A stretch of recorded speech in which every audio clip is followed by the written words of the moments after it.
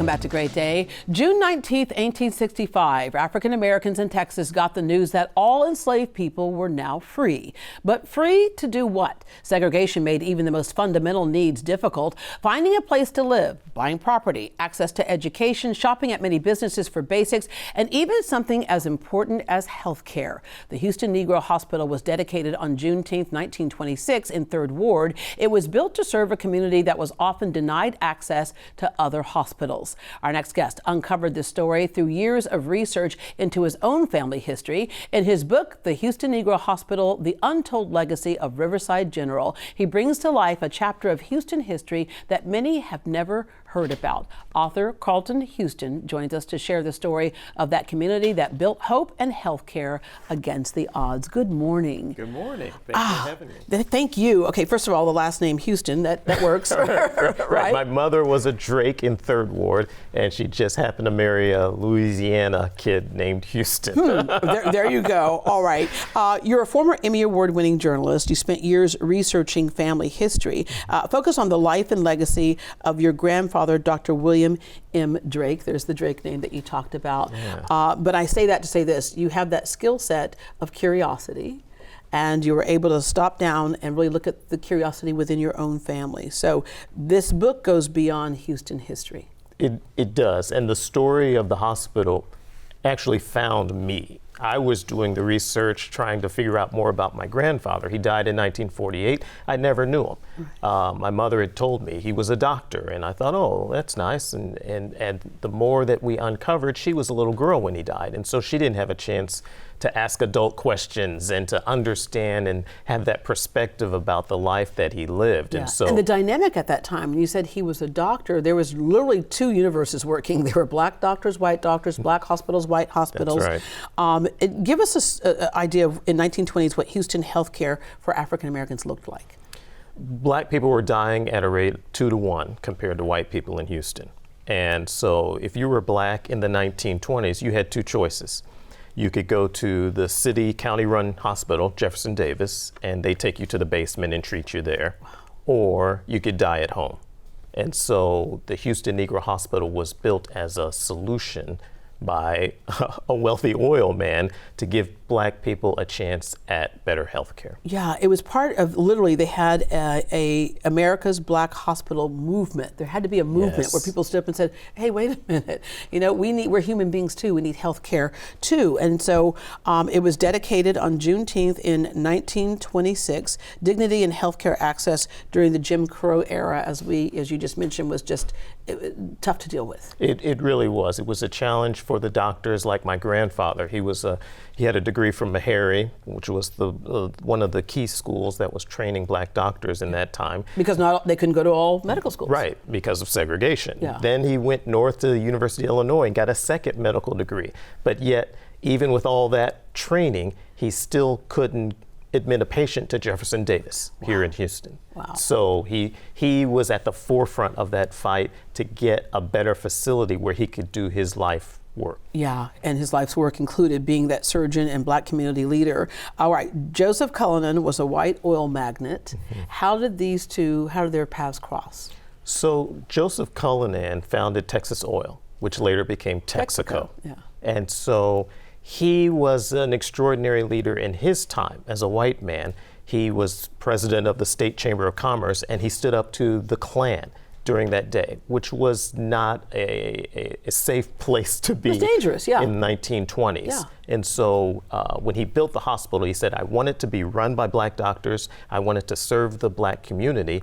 And he did it in honor of his son, who was a World War I Army lieutenant, came home but died at a young age. Mm-hmm. And so this was sort of a monument to his son and the idea of freedom and the idea of treating people with dignity. Yeah, you said that your grandfather was Dr. Drake, but your grandmother was a nurse. Miss Inez Drake also worked at the hospital. Yes, and so my mother, who's 91, and I've been able to share these stories with her, and she tells me that they actually met at Prairie View at the hospital there, and they got married built a house or bought a house in Third Ward near the hospital, and they would work side by side in the operating room at the Houston Negro Hospital. I want to touch on something. You said Prairie View, so Prairie View A&M, which That's is right. HBCU. And I have people ask me sometimes, why are there separate schools for African Americans? There was a need for that at the time as well. Right. They couldn't, there was no school where you could get medical training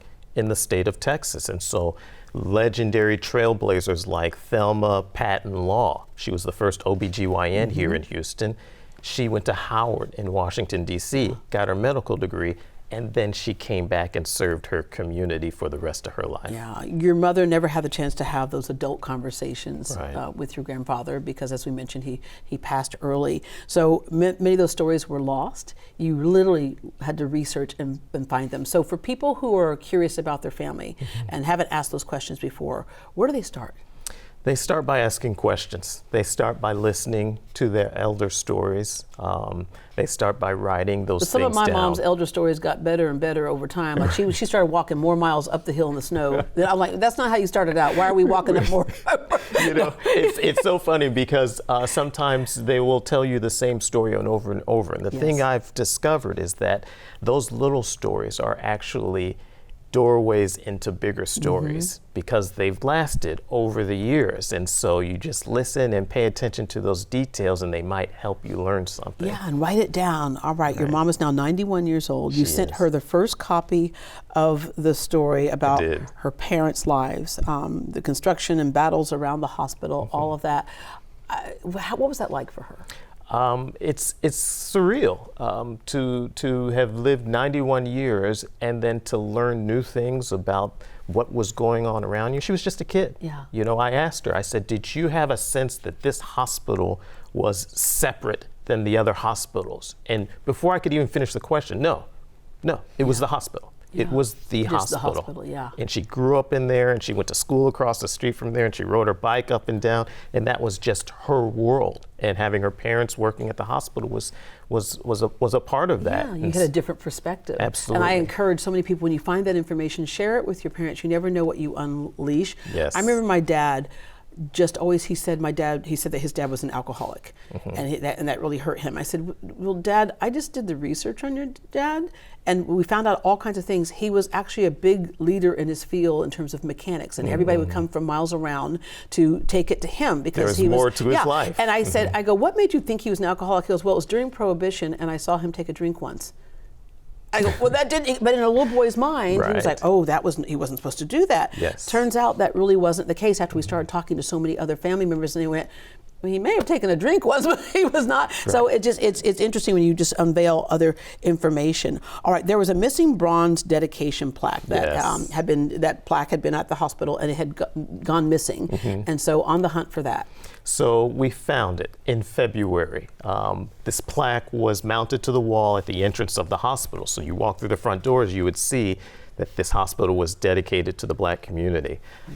Over time, the hospital became Riverside General in the 1960s, and we don't know what happened when they ultimately took that plaque off the wall. But in February, we put a call out in the community, and there was a collector who said, I've got it. Here it is, and we had it just in time for the ribbon cutting of the new Riverside Health Hub, which is serving the community in Third Ward, run by Harris County Health Department. Yeah, you know, as I mentioned earlier, this is more than a history book, but what a great way to teach history, because the story that you have, although there's specifics in your book, people can also apply those types of situations to their own lives. And it's like a drama. We go into the stories of the people and they sort of come alive and you see why they made decisions and you can debate about it afterwards. So I'm hoping people do share it with the young people and their elders. Yeah, and let me just say, Oprah, if you're listening right now, this needs to be an own series. This needs to be a series on your network. Yeah, that would be another great way to teach this historical story.